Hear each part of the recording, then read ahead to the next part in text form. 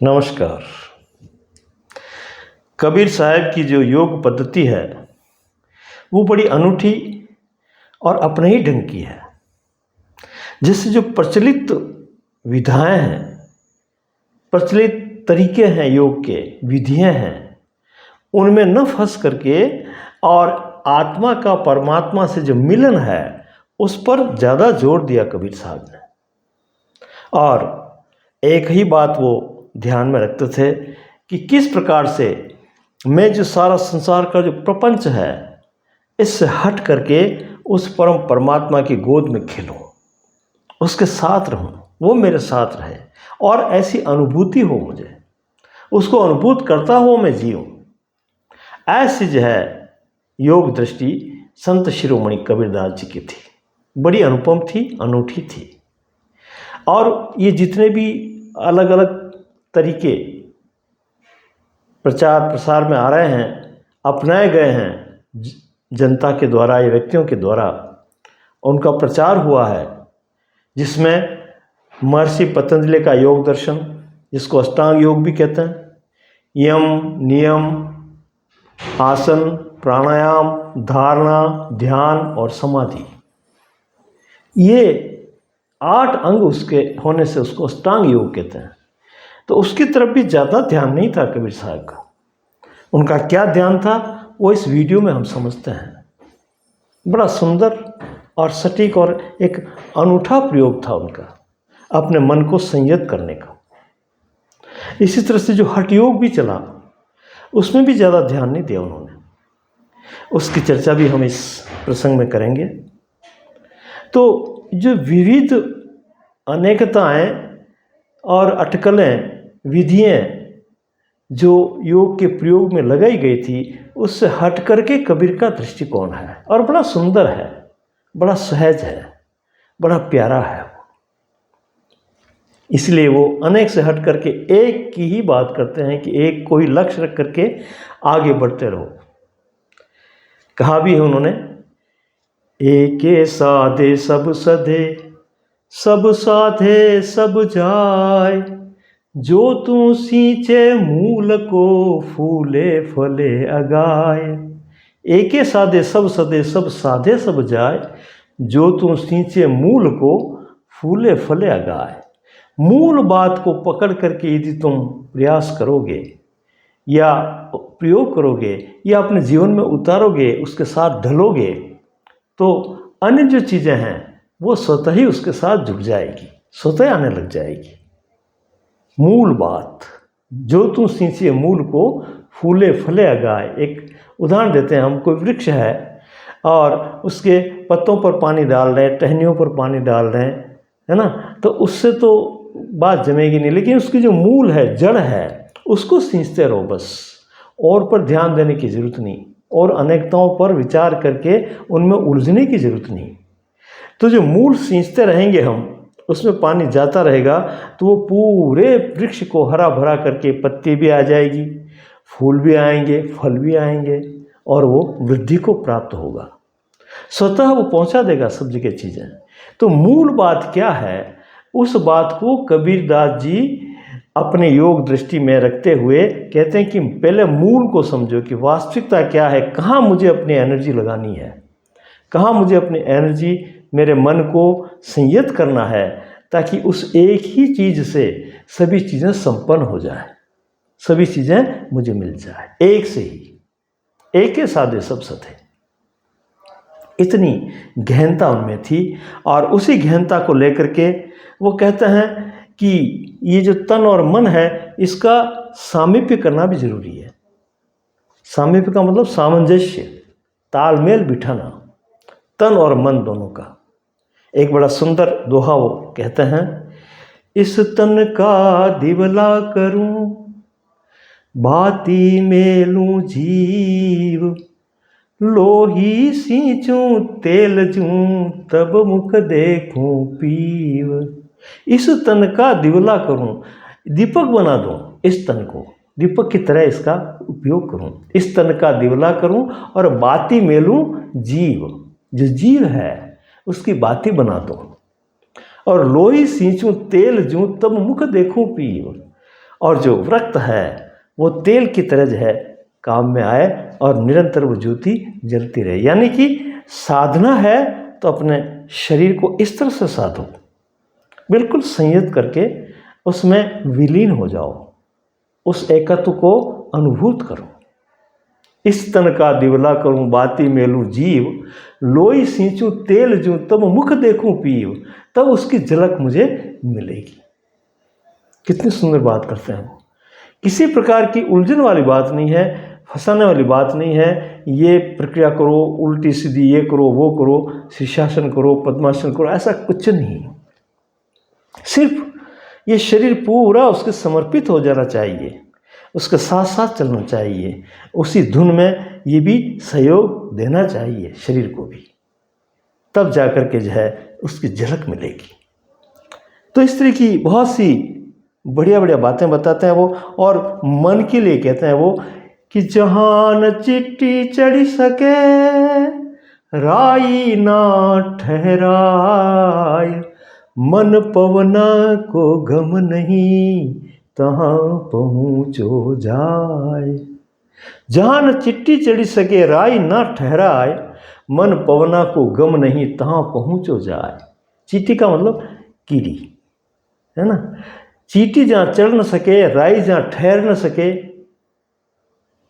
कौन सा स्थान होगा वो इस सब प्रपंच से हट करके निराधार, जिसका कोई आधार नहीं, और वो जो परम शक्ति परमात्मा है वो बिना किसी का आधार लिए पूरी सृष्टि को चला रहा है, सब कुछ कर रहा है, वो हमारे सामने एक खेल दिखा रहा है। तो उस निराधार की तरफ अगर बढ़ना है तो हमें भी निराधार होना पड़ेगा। हम यहाँ पकड़े रह जाएंगे तो उसके पास पहुँचेंगे कैसे। तो इसी बात को संबोधित करते हुए, दिशा निर्देश देते हुए, हमें संकेत करते हुए बताते हैं कि जहाँ न चिट्ठी चढ़ी सके और राई ना ठहराए, मन पवना को गम नहीं तहाँ पहुँचो जाए।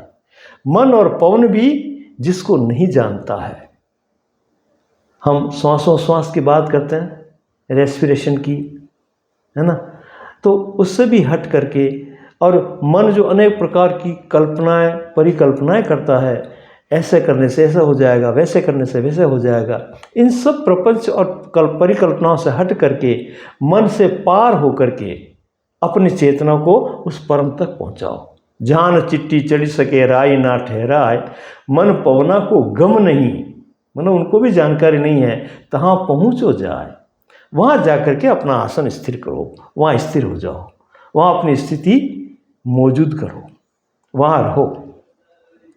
तो सीधा मतलब जो है शून्य की ओर, निराधार की ओर इशारा करते हैं, और कहते हैं कि मन में भी निर्विकल्प होना चाहिए, कोई विचार नहीं होनी चाहिए, तन जो है सदा हुआ होना चाहिए, समर्पित होना चाहिए, और ऐसी जगह पहुँचो कि जहाँ मन अनेक अनेक विधियाँ बना करके हमें उलझा न रहा हो, तो इसको पार ही कर लो और सीधा उस शून्य अवस्था में, जहाँ कोई प्रपंच नहीं, जहाँ कोई हमें इधर उधर करने के वाले कोई कारण नहीं, ऐसी जगह जो है अपनी मौजूदगी रखो, ऐसी जगह स्थित रहो।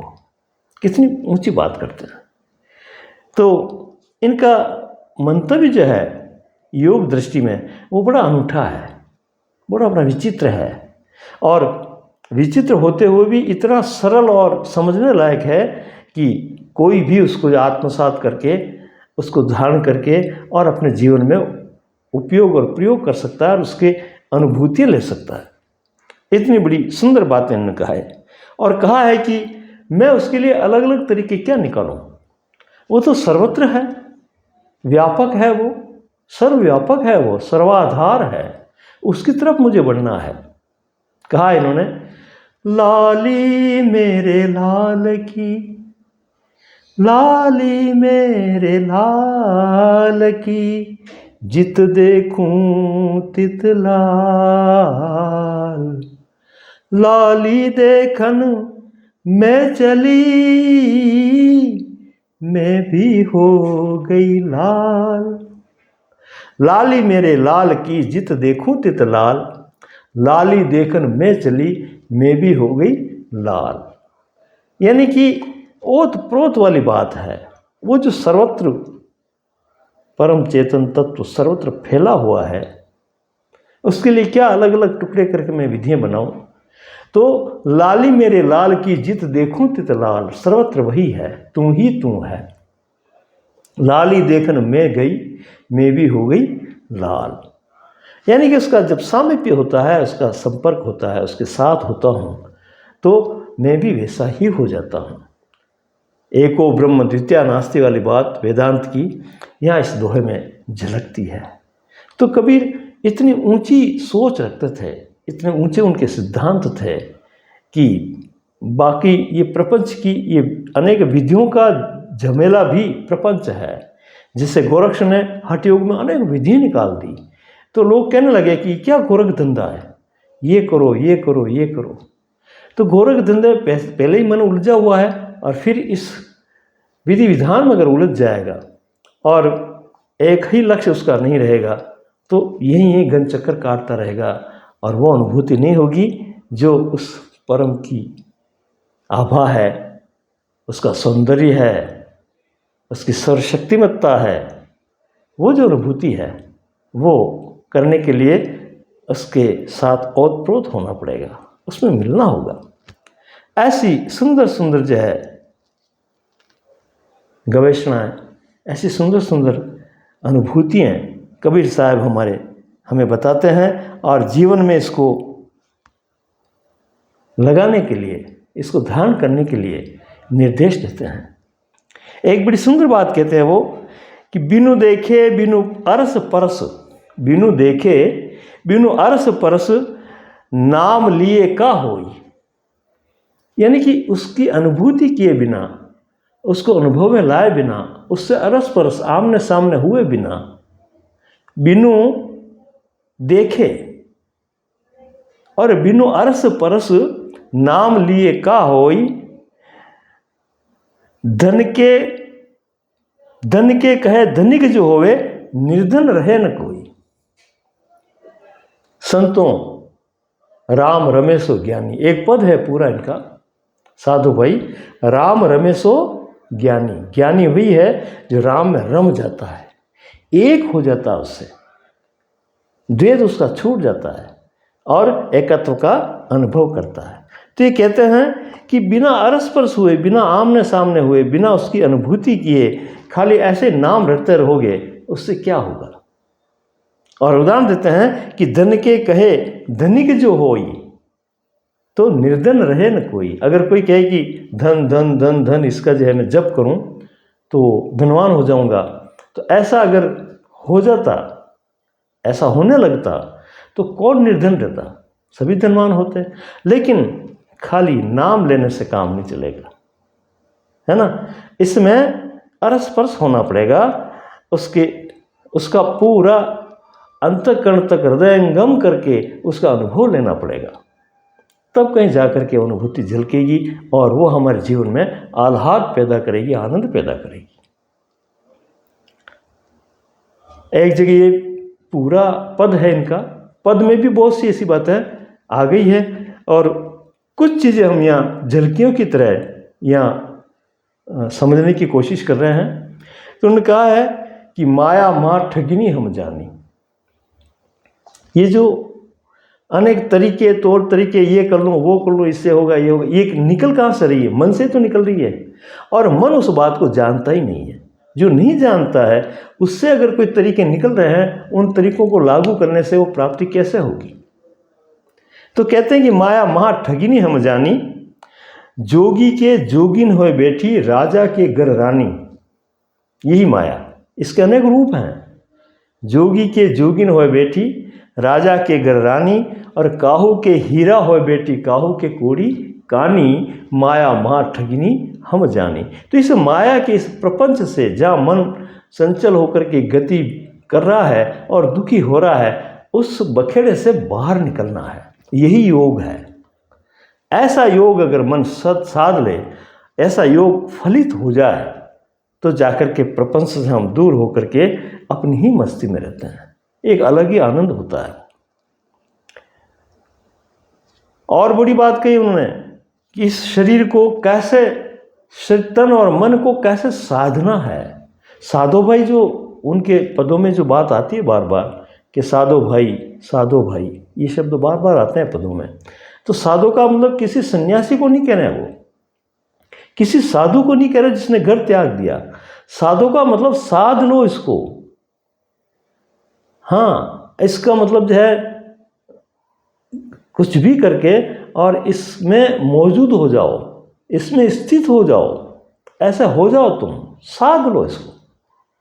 साध लेना ही योग है। साध लिया तो उसकी अनुभूति भी आती रहेगी। तो ये सब बातें जो है निरंतर इसमें चलती रहती है। और कहते हैं वो आगे, बड़ी सुंदर बातें करते हैं वो, और कहते हैं कि ये जो शरीर है इसके लिए कहा है कि ब्रह्म अग्नि में काया जा रहे, ब्रह्म की अग्नि, ब्रह्म की अनुभूति, ब्रह्म का चिंतन, ब्रह्म अग्नि में काया जा रहे और त्रिकुटी संगम जागे। अगर जो है ऐसी दृष्टि हो गई हमारी ब्रह्म की, है ना, तो त्रिकुटी में जाकर के वो एनर्जी इकट्ठे होती है। त्रिकुटी की बात इन्होंने भी कही है ना।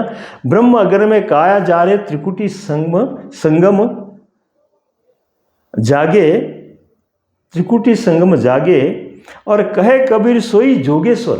वही योगी है कि जो सहज सुन्न संग लागे, सहज सुन्न संग लागे, ऐसी सहज सुन्नता उसमें हो